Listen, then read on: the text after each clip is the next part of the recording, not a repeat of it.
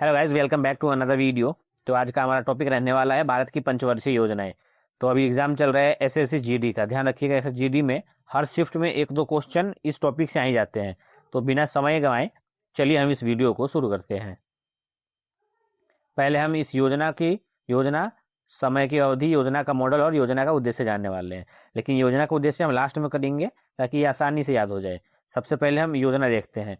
तो पंचवर्षीय योजना कुल 12, भारत में कुल पंचवर्षीय योजनाओं की संख्या 12 है, ये ध्यान रखिएगा। और लास्ट जो संख्या है वो हुई थी 12 से 17 तक, 2012 से 2017 तक की लास्ट पंचवर्षीय योजना रही है। तो वीडियो को शुरू करते हैं। पहला पंचवर्षीय योजना, इसका समय अवधि है 1951 से 1956 तक। तो शुरुआत कब हुई थी? तो शुरुआत हुई थी 1951 से, ध्यान रखिएगा। और पंचवर्षीय योजना है तो 5 साल के अंतराल पे होती रहती है, 5 साल अंतर रहता है इनका। तो 1951 से 1956 पहली समय अवधि है। और योजना का मॉडल देखिए, हेरोल्ड डोमर मॉडल। तो पहला मॉडल है, तो पहला हम ये मान लेते हैं कि रोड, तो रोड बिल्कुल सीधी रहती है ना, सीधी। तो हेरोल्ड डोमर मॉडल पहला हो जाएगा, हेरोल्ड डोमर मॉडल पे। अब है दूसरा पंचवर्षीय योजना, दूसरी या फिर दूसरा। इसका समय अवधि है 1956 से 1961 के बीच में। यहाँ 56 पे खत्म हुआ और यहाँ पे 56 पे शुरू हो गया। पीसी महलनोबिस। अब मान लो पीसी से रिलेट करो, हमें किसी चीज को पीसना है। तो पीसना है तो हमें दोनों हाथों का प्रयोग करना पड़ेगा ना, तो यानी कि दूसरा, और दोनों हाथों का प्रयोग करना पड़ेगा पीसने के लिए। तो पीसी महलनोबिस योजना का मॉडल हो जाएगा। तीसरा है 1961 से 1966 के बीच में, जॉन सैंडी और सुखमय मॉडल पर आधारित रहता है। इसमें बोल ही सकते हैं ना, जॉन सैंडी और सुखमय, तीन नाम हो गया, यानी कि तीसरा पंचवर्षीय योजना पर आधारित है। नेक्स्ट है चौथा पंचवर्षीय योजना।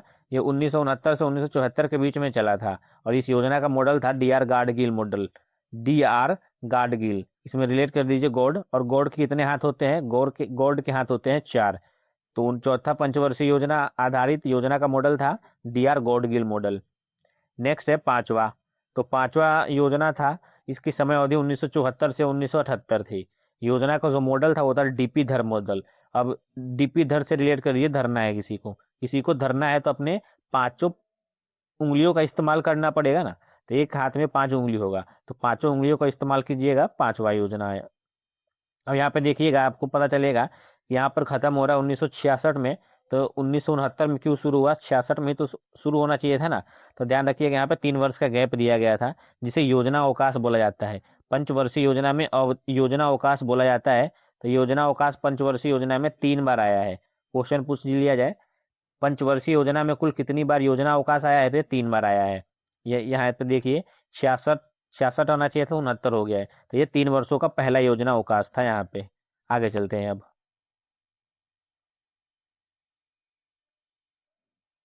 नेक्स्ट है छठी पंचवर्षीय योजना, जिसकी अवधि है 1980 से 1985 के बीच में। ठीक है, इसका मॉडल है आगत निर्गत मॉडल पे, छठी आगत निर्गत मॉडल पे। नेक्स्ट है सातवीं। तो सातवीं है 1985 से 1990 के बीच में, 1985 से 1990 जॉन मिलर मॉडल। सातवीं जॉन मिलर मॉडल पे आधारित थी। इसके बाद है आठवीं, 1992 से 1997। देखिए ये है दूसरी पंचवर्षीय योजना का अवकाश था यहाँ पे। 90 पे खत्म हुआ, तो 90 पे शुरू होना चाहिए था, तो लेकिन 92 पे शुरू हुआ है। ठीक, इसके बाद है नौवीं पंचवर्षीय योजना, 1997 से 2002 के बीच में। इसका और इसका कोई मॉडल याद ही नहीं है, मतलब ज्ञात नहीं है नहीं कोई सा भी मॉडल, योजना का मॉडल नहीं है तीनों का।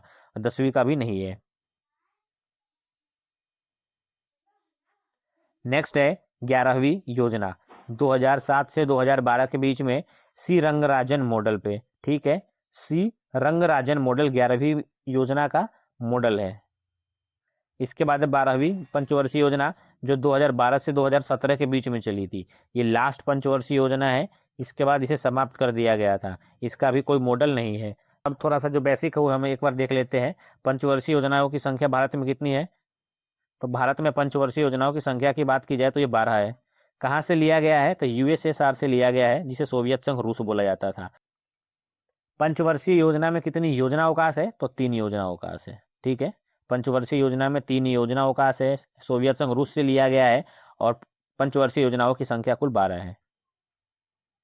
अब हम इसका योजना का उद्देश्य देख लेते हैं, बहुत आसानी से याद हो जाएगा, क्योंकि हमने अभी किया है ना योजना का मॉडल तक। देखिए, पहला योजना जो पंचवर्षीय योजना था वह 1951 से 61 तक, जो हेरोल्ड डोमर मॉडल पर आधारित था। इसका योजना का उद्देश्य था कृषि। सबसे भारत कैसा देश है, तो कृषि प्रधान देश है, तो प्रधानता किसको मिलेगी, पहले में मिलेगी कृषि विकास को। उसके बाद कहाँ, उसके बाद मिलेगी औद्योगिक विकास को दूसरे में। देखिए पहले जो कृषि है, जो कृषि नहीं करते हैं मान लीजिए, वो क्या करते हैं, वो चले जाते हैं बाहर कहीं कमाने के लिए, यानी कि औद्योगिक में ही जाते हैं ना, कंपनी में चले जाते हैं। तो जो कृषि नहीं करते हैं, कृषि का काम नहीं करते हैं, वो औद्योगिक यानी कंपनी में कमाने चले जाते हैं। और तीसरा क्या है, तीसरा में कृषि और उद्योग दोनों का काम करते हैं। क्या ये क्या करते हैं, कृषि का भी काम करते हैं और उद्योग का भी काम करते हैं, उद्योग का भी विकास करते हैं, जो चाहते हैं ज़्यादा पैसा कमाएं। इसके बाद आएगा आत्मनिर्भरता की प्राप्ति। अब जो आत्मनिर्भर हो गया, जो कृषि का काम कर रहा है, यानी कि आत्मनिर्भर हो गया ना, अपने आप स्वयं का खर्चा स्वयं निकाल रहा है, तो चौथा पे क्या हो जाएगा, आत्मनिर्भरता की प्राप्ति हो जाएगा, वो आत्मनिर्भर बन जाता है। इसके बाद जब आत्मनिर्भर हो गया तो गरीबी दूर हो जाएगी, तो गरीबी उन्मूलन जो है वो 5वीं पंचवर्षीय योजना का उद्देश्य हो जाएगा। नेक्स्ट की बात करें तो नेक्स्ट है रोजगार सृजन। जब गरीबी से मुक्त क्यों होगा, गरीबी से मुक्त हो जाएगा यानी कि उसको रोजगार मिल गया है तभी तो मुक्त हो गया ना। यानी छठी पंचवर्षीय योजना का उद्देश्य है रोजगार सृजन से। रोजगार जब कैसे मिला, जब पढ़ा होगा तभी तो रोजगार मिला होगा ना। और रोजगार मिला तो उसका स्वास्थ्य कैसा है, मस्त हो जाएगा, बढ़िया हो जाएगा। भाई पैसा है, पैसा के बाद अगर स्वास्थ्य थोड़ा सा भी बिगड़ेगा तो हम डॉक्टर को दिखा सकते हैं। तो रोजगार मिला, रोजगार के बाद उसका जो स्वास्थ्य है वो बेहतर हो जाता है। इसके बाद मानव संसाधन का विकास होने लगता है। देखिए रोजगार मिलेगा, स्वास्थ्य बढ़िया रहेगा तो मानव जो है, मानव का विकास होने लगता है ना। मान लीजिए आप बीमार ही होगा तो विकास कैसे होगा, आप तो पड़े रहेंगे ना बेड पे। तो जब रोजगार मिलेगा कैसे, तो स्वास्थ्य सही रहेगा, स्वास्थ्य सही रहेगा तो मानव संसाधनों का विकास भी होने लगेगा। वो न्यायपूर्ण वितरण व समानता। फिर आप जब कमाने लगेंगे तो आप देखिएगा, फिर गांव में थोड़ा होता है ना कि आप तू कितना कमाता है, तू कितना कमाता है, तो थोड़ा बहुत समानता आपको दिखने लग जाएगी, न्याय मिलने लग जाएगा। पैसे वाले को न्याय मिलता है, ध्यान रखिएगा ये भी। आपके पास पैसा होगा तो कानून आपके जेब में होगा। ये भारत का अभी तक चलता आ रहा है, पैसा जिसके पास है कानून इसी का है, ध्यान रखिएगा। इसके बाद है 10वीं पंचवर्षीय योजना में सामाजिक न्याय व समानता। 10वीं, 10 यानी कि समाज, 10वीं बोलते हैं दल बदल कानून। तो दल बदल कहाँ से है, समाज से ही तो है ना। समाज से ही ना दल बदल करना है, तो सामाजिक न्याय व समानता हो जाएगा 10वीं पंचवर्षीय योजना में। 11वीं पंचवर्षीय योजना है, इसमें तीव्र व समावेशी विकास। याद रखिएगा, दोनों बहुत अधिक पूछा जाता है कि तीव्र व समावेशी विकास किस योजना का उद्देश्य है। तीव्र अधिक समावेशी विकास किस योजना का उद्देश्य है, तो ध्यान रखिएगा 11वीं और 12वीं में तीव्र और समावेशी विकास पूछ लिए सिर्फ, तो ये हो जाएगा 11वीं योजना। और जब यहाँ पूछे तीव्र अधिक समावेशी विकास, तीव्र अधिक समावेशी विकास, तो ये 12वीं पंचवर्षीय योजना का मॉडल हो जाएगा, फिर उद्देश्य हो जाएगा। मॉडल तो है ही नहीं 12वीं का, 11वीं का है सिंह-राजन मॉडल। एक बार आपको रिवीजन करवा देते हैं। देखिए पहला पंचवर्षीय योजना कहाँ कहाँ से कहाँ तक था, 51 से 56 तक था, हेरोल्ड डोमर मॉडल पे। और इसका उद्देश्य क्या था, कृषि विकास का। तो हमने ये तो कर लिया है ना, अब हम एक बार योजना का उद्देश्य आपको याद करवा कर दिखा देते हैं। देखिए सबसे पहले कृषि का विकास होगा, भारत कृषि प्रधान देश है तो कृषि का विकास होगा। कृषि में जो लोग कार्य करने में सक्षम नहीं होते हैं उनको कंपनी में कमाने के लिए जाना पड़ता है, यानी औद्योगिक विकास। उसके बाद जो कंपनी में कार्य कर लेते हैं तो सोचते हैं कि भाई अब कृषि का भी काम कर लिया जाए, दोनों काम कर लिया जाए तो दोनों में से क्या होगा, प्रॉफिट ज़्यादा हो जाएगा। तो पहले कृषि का करेगा, फिर उद्योग को करेगा, फिर कृषि और उद्योग दोनों कर देगा। इसके बाद दोनों जब कर लेगा तो आदमी जब कमाने लगता है तो आत्मनिर्भर बन जाता है ना, यानी आत्मनिर्भरता की प्राप्ति। आत्मनिर्भर बनेगा तो हम कह सकते हैं कि भाई वो गरीबी से दूर हो गया है, गरीबी उन्मूलन से बाहर हो चुका है। ठीक है, ये 5 हो गया, कृषि और औद्योगिक, आत्मनिर्भर बन जाएगा, फिर गरीबी से दूर हो जाएगा, गरीबी रेखा से दूर हो जाएगा। उसके बाद क्या होगा, गरीबी रेखा से दूर कैसे हो गया, क्योंकि उसके पास रोजगार है। रोजगार है तो उसका स्वास्थ्य भी ठीक रहेगा ना। स्वास्थ्य ठीक रहेगा तो भाई उस मानव का विकास होने भी लगता है। मानव का विकास होने लगेगा तो भाई आपके पास पैसा है तो आपको न्याय आपके पक्ष में ही आएगा। जिसके पास पैसा है न्याय उसके पक्ष में जाएगा भारत में। फिर उसके बाद क्या होगा, समाज के न्याय और वो समानता का भी आप देख सकते हैं। अगर आप बढ़िया हुए, व्यक्ति बढ़िया हुए, तो समाज में अगर अन्याय हो रहा है तो उसको न्याय में आप चेंज करवा सकते हैं, कन्वर्ट करवा सकते हैं।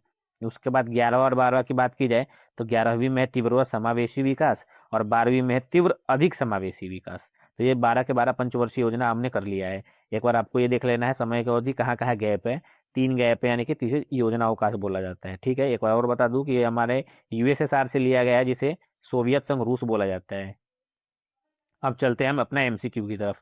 हमने जितना भी क्वेश्चन किया है अभी ट्रिक के हिसाब से, ट्रिक के माध्यम से, उसका एमसीक्यू यहाँ पे दिया हुआ है, वो देखिए। देखिए सबसे पहले है कि इस पंचवर्षीय योजना के दौरान भारत में नीली क्रांति, जिसे ब्लू रेवोल्यूशन बोलते हैं, उसकी शुरुआत की गई थी। तो ब्लू रिवॉल्यूशन की बात की जाए तो ये 7वीं पंचवर्षीय योजना में शुरुआत की गई थी। ऑप्शन ए ही सही हो जाएगा। 7वीं पंचवर्षीय योजना की अवधि क्या थी? अवधि थी 1985 से 1990 के बीच में। आपको एक बार याद जरूर कर लेना है, मैं पीडीएफ प्रोवाइड करवा दूंगा टेलीग्राम पे, जो डिस्क्रिप्शन में आपको मिल जाएगा टेलीग्राम चैनल का लिंक। वहां पे जाना है, पीडीएफ डाउनलोड करना है और एक बार रिवीजन जरूर करना है। आप अपने आप से आप रिवीजन कर लीजिएगा, गारंटी दे सकता हूँ, नहीं भूलिएगा, ठीक है। किसके लिए? तो ये मछली उत्पादन के लिए संबंधित है। नीली क्रांति किससे संबंधित है? नीली क्रांति है मछली उत्पादन से संबंधित। और नीली क्रांति के जो जनक है वो कौन है? तो हीरालाल है, हीरालाल चौधरी जी है नीली क्रांति के जनक, ठीक है, हीरालाल चौधरी जी। नेक्स्ट क्वेश्चन है हमारा, किस पंचवर्षीय योजना का मुख्य उद्देश्य तीव्र, अधिक समावेशी और सतत विकास था? हमने पढ़ा है ना, लास्ट में हमने क्या बोला था? 11वीं और 12वीं पंचवर्षीय योजना को जरूर पढ़ लीजिएगा, क्योंकि ये दोनों थोड़ा सा बहुत सेम जरूर है। लेकिन 11वीं में क्या था? तीव्र और समावेशी विकास था, और 12वीं में क्या था? तीव्र, अधिक समावेशी और सतत विकास। तो ये 12वीं पंचवर्षीय योजना का उद्देश्य जरूर है, ठीक है। ऑप्शन ए हो जाएगा, 12वीं पंचवर्षीय योजना का उद्देश्य हो जाएगा तीव्र, अधिक समावेशी विकास और सतत विकास, जो 2012 से 2017 के बीच में चला था। 2012 से 2017 के बीच में ये आखिरी पंचवर्षीय योजना था, ठीक है। ये भी ध्यान रखिएगा कौन सी, तो ये आखिरी पंचवर्षीय योजना था। 12वीं जो है वो आखिरी पंचवर्षीय योजना है। आखिरी कर दीजिए, आखिरी कर लीजिए, लास्ट कर लीजिए। इसके बाद है, गरीबी हटाओ का नारा किस पंचवर्षीय योजना में दिया गया था? हमने पढ़ा था ना, पहले कृषि करेगा, फिर उद्योग करेगा, फिर उद्योग और कृषि दोनों करेगा, फिर आत्मनिर्भर बनेगा, आत्मनिर्भर बनेगा तो गरीबी उन्मूलन हो जाएगा, यानी कि गरीबी से दूर हो जाएगा। ये किस में हो गया? ये हो गया 5वीं पंचवर्षीय योजना में। देखिए 5वीं पंचवर्षीय योजना है ऑप्शन डी में, ये ओहो, तो ये 5वीं पंचवर्षीय योजना में हो जाएगा, ऑप्शन डी सही हो जाने वाला है, ठीक है। 5वीं पंचवर्षीय योजना की अगर हम बात की जाए तो ये 5वीं पंचवर्षीय योजना 1974 से 1979 के बीच में है। 1974 से 1979 के बीच में है, ठीक है।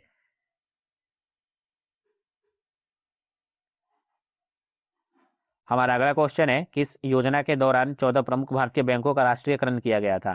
तो ये राष्ट्रीयकरण की बात की जाए तो ये चौथी पंचवर्षीय योजना के दौरान किया गया था। ऑप्शन बी सही हो जाएगा। चौथी पंचवर्षीय योजना के दौरान 14 बैंकों का राष्ट्रीयकरण किया गया था। लेकिन ध्यान रखिएगा, जब छठी पंचवर्षीय योजना हुई थी इसमें 6 बैंकों का राष्ट्रीयकरण किया गया था। चौथी में 14 और छठी में 6 बैंकों का राष्ट्रीयकरण किया गया था। अब पहले ये देखते हैं, 14 बैंकों का चौथी पंचवर्षीय योजना में किया गया था, जो 1969 से 1974 का टाइमिंग है, ठीक है। 1969 से 1974 का कब किया गया था? तो 19 जुलाई को ही किया गया था। 19 जुलाई 1969 को किया गया था ये 14 बैंकों का राष्ट्रीयकरण, ठीक है। 14 बैंकों का राष्ट्रीयकरण चौथी पंचवर्षीय योजना के अंतर्गत आता है।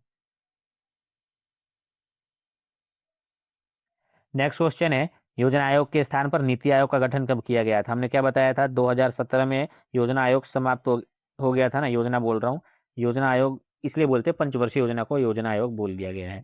तो कब समाप्त हो गया था? नीति आयोग आ गया था अपना 1 जनवरी 2015 को आया था। लेकिन समाप्त कब हुआ था? तो समाप्त 2017 में हुआ था। ये पंचवर्षीय योजना की समाप्ति 2017 बोल सकते हैं, और नीति आयोग का गठन 1 जनवरी 2015 को हुआ था। तो ऑप्शन ए इस क्वेश्चन का सही जवाब हो जाएगा। 1 जनवरी 2015 को नीति आयोग का गठन किया गया था। योजना आयोग क्या था?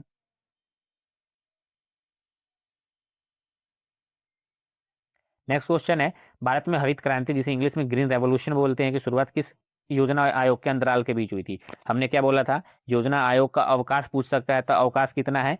3 था ना, हमने पढ़ा था। तो अब देखिए वही क्वेश्चन यहाँ पे पूछ लिया गया है कि भारत में हरित क्रांति का जो पूछा गया है तो किस योजना अवकाश के बीच में हुई थी? तो ये हुई थी प्रथम योजना अवकाश 1966 से 1969। तो 66 से 69 के बीच में कौन सी पंचवर्षीय योजना थी? तो इस समय थी तीसरी पंचवर्षीय योजना। तीसरी, देखिए पहले 51 से था कितना? 56, फिर 56 से हो जाएगा 61 दूसरा, फिर 61 से हो जाएगा 66। तो ये हम इसके 66 और 66 से 69 कर सकते हैं। तो हम इसको तीसरी तीसरी भी तो बोल सकते हैं, लेकिन ये चौथी पंचवर्षीय योजना होगा। माफ कीजिएगा, गलती मेरी है, ये चौथी पंचवर्षीय योजना के दौरान हुआ था। तीसरी के बाद, तीसरी के बाद ही तो हुआ था ना, तीसरी 66 तक खत्म हो गया, तो तीसरी के बाद खत्म हुआ था। ये सही है, तीसरी पंचवर्षीय योजना ही होगी, चौथी नहीं होगी। तीसरी पंचवर्षीय योजना के बाद ही किया गया था। होचपच हो गया है, ध्यान रखिएगा, तीसरी पंचवर्षीय योजना के बाद हुआ था। तीसरी, चौथी नहीं, तीसरी के बाद। किस योजना का मुख्य नारा भोजन, काम और उत्पादकता था? यानी कि फूड, वर्क एंड प्रोडक्टिविटी था। तो ध्यान रखिएगा, भोजन ये 7वीं पंचवर्षीय योजना का था। 7वीं पंचवर्षीय योजना, ऑप्शन बी क्वेश्चन से सही हो जाएगा। 1885 से 1890 के बीच में था ये 7वीं पंचवर्षीय योजना, 1885 से 1890 के बीच में। अगला क्वेश्चन है, भारत की किस पंचवर्षीय योजना ने पहली बार निजी क्षेत्र को सार्वजनिक क्षेत्र की तुलना में अधिक प्राथमिकता दी थी? तो निजी क्षेत्र को अधिक ये 7वीं पंचवर्षीय योजना नहीं दी थी, ध्यान रखिएगा। निजी क्षेत्र की तुलना में सार्वजनिक क्षेत्र की प्राथमिकता दी थी, ये 7वीं पंचवर्षीय योजना ने दी थी। नेक्स्ट क्वेश्चन है, किस योजना के दौरान भारत में मिश्रित अर्थव्यवस्था यानी कि मिक्स्ड इकोनॉमी का विकल्प चुना था? तो मिक्स्ड इकोनॉमी चुना गया था दूसरी पंचवर्षीय योजना के दौरान। इसका उद्देश्य क्या था? औद्योगिक था, औद्योग से संबंधित था ना, औद्योग से। तो पहला कृषि से, दूसरा औद्योग से। तो दूसरी पंचवर्षीय योजना में ही हो जाएगा, मिक्स्ड इकोनॉमी को अपनाया गया था। नेक्स्ट क्वेश्चन है, नाबार्ड की स्थापना किस पंचवर्षीय योजना के दौरान की गई थी? देखिएगा नाबार्ड में अक्षर गिनिए कितना है, 1 2 3 4 5 6, यानी कि छठी पंचवर्षीय योजना। तो नाबार्ड को छठी पंचवर्षीय योजना के दौरान ही स्थापित किया गया था, स्थापना किया गया था नाबार्ड का, छठी पंचवर्षीय योजना। ऐसे ही अगर बोला जाए तो आप ध्यान रखिएगा 12 जुलाई 1982 को। कब? तो 12 जुलाई 1982 को शिव रमन समिति के सिफारिश पे, किसके? तो शिव रमन समिति, शिव रमन समिति के सिफारिश पे किया गया था नाबार्ड की स्थापना। ठीक है, शिव रमन समिति। जैसे नाबार्ड की स्थापना हुआ था ना छठी पंचवर्षीय योजना में, उसी तरह इसरो की बात कर ली जाए तो इसरो में भी 4 अक्षर है, 1 2 3 4। तो ये भी चौथी पंचवर्षीय योजना के दौरान ही स्थापित किया गया था। इंपॉर्टेंट ये बन जाता है ना, इंडिया का है, इंडियन स्पेस रिसर्च ऑर्गेनाइजेशन, तो ये भी पूछ लिया जाता है। तो इसरो की बात की जाए तो चौथी पंचवर्षीय योजना, आप अक्षर गिन लीजिएगा अल्फाबेट, 1 2 3 4। वहीं नाबार्ड में 6 है, तो छठी पंचवर्षीय योजना। नेक्स्ट क्वेश्चन है, द्वितीय पंचवर्षीय योजना में स्थापित राउरकेला स्टील प्लांट किस देश के मदद से, सहयोग से बनाया गया था? तो ये पश्चिमी जर्मनी के सहयोग से बनाया गया था, ध्यान रखिएगा, पश्चिमी जर्मनी। और ये राउरकेला स्टील प्लांट कहाँ स्थित है? तो ये ओडिशा में स्थित है। कहाँ? ओडिशा में स्थित है, और पश्चिमी जर्मनी के सहयोग से बनाया गया था। आप सिर्फ जर्मनी भी टिक लगा दीजिएगा, आपका आंसर सही हो जाएगा। नेक्स्ट क्वेश्चन है, किस योजना को इनपुट आउटपुट मॉडल के आधार पर तैयार किया गया था? तो इनपुट आउटपुट मॉडल जो है वो फोर्थ यानी कि चौथी पंचवर्षीय योजना है, ऑप्शन डी। चौथी पंचवर्षीय योजना को इनपुट आउटपुट मॉडल बोला जाता है। ऑप्शन डी इस क्वेश्चन का सही जवाब हो जाने वाला है। नेक्स्ट क्वेश्चन है, भिलाई इस्पात संयंत्र, भिलाई स्टील प्लांट की स्थापना किस पंचवर्षीय योजना के तहत की गई? तो भिलाई की बात की जाए तो ये द्वितीय पंचवर्षीय योजना के दौरान की गई थी, ऑप्शन ए सही हो जाने वाला है। और दूसरा पंचवर्षीय योजना 1956 से 1961 के बीच में चला था। ठीक है, 1956 से 1961 के बीच में चला था। ये यूएसएसआर के सहयोग से लगाया गया है, जिसे सोवियत यूनियन रूस बोला जाता था, अभी रसिया बोल लेते हैं। तो यूएसएसआर के सहयोग से लगाया गया था। आज का आखिरी क्वेश्चन है हमारा, Bokaro steel plant. Bokaro steel plant किस पंचवर्षीय योजना के दौरान स्थापित किया गया? तो सबसे पहले ये बताइए कि बोकारो है कहाँ? तो बोकारो है अपना झारखंड में। बोकारो कहाँ है? बोकारो है झारखंड में। तो ये लगाया गया था तृतीय योजना यानी कि तीसरी पंचवर्षीय योजना के तहत। तो सहयोग था यूएसएसआर का सहयोग था, जिसे सोवियत संघ रूस बोलते हैं, अभी रसिया बोल देते हैं। 1964 में लगाया गया था। और दूसरी पंचवर्षीय योजना के दौरान हम बोल रहे हैं तीसरी पंचवर्षीय योजना। तो ये थे हमारी वीडियो आज की। आशा करता हूँ अच्छे लगे होंगे। अच्छे लगे होंगे तो लाइक शेयर सब्सक्राइब जरूर कीजिएगा। और जीडी वाले बच्चों ध्यान रखिएगा, इस पे क्वेश्चन बन रहा है, क्वेश्चन बनेगा, छूटेगा तो है ही नहीं। पंचवर्षीय योजना में पहले शिफ्ट में नहीं बनेगा, दूसरे में बनेगा, लेकिन बनने वाला जरूर है क्वेश्चन। तो एक बार ध्यान से आपको देखना है। मैं आखिरी बार फिर से आपको बता रहा हूँ, टेलीग्राम का लिंक डिस्क्रिप्शन में मिल जाएगा, आपको वहां से जाना है, टेलीग्राम पे ज्वाइन हो जाना है। आपकी मर्जी है होना है ना होना, लेकिन वहां से आपको ये पीडीएफ डाउनलोड कर लेना है, और आपको एक बार रिवीजन जरूर कर लेना है अपने हिसाब से, अपने देख के स्कैन टेक्निक, या फिर हाथ रखिए, बंद कीजिए और पढ़ते चले जाइए। जैसे मैंने बताया था ना आपको, पहला कृषि उद्योग, कृषि उद्योग, आत्मनिर्भर, गरीबी उन्मूलन, तो ऐसे आपको करते चला जाना है। ठीक है।